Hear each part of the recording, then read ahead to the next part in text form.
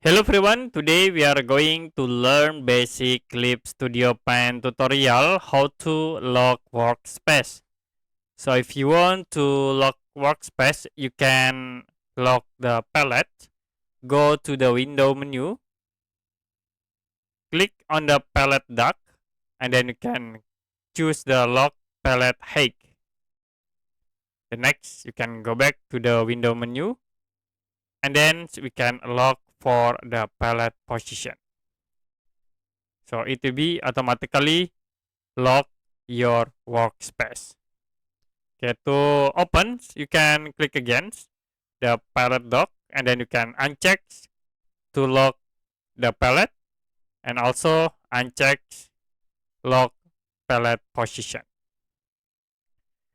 Okay, that's it for basic Clip Studio Pen tutorial how to lock workspace.